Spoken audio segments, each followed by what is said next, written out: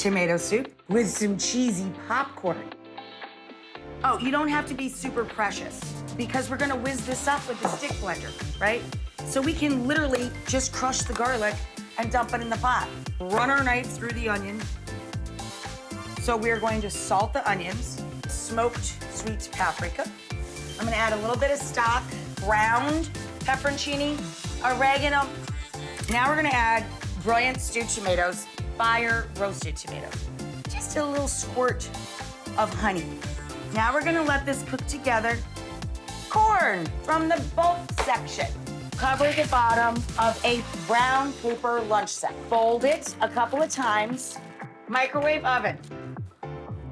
Bag sideways.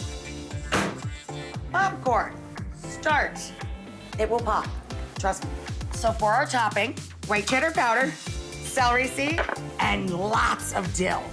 And then the glue is the butter. Popcorn! Butter's melted, and then it's gonna fall in love with cheddar and dill. Enjoy each other. So we turned the soup off so this wouldn't be quite as dangerous.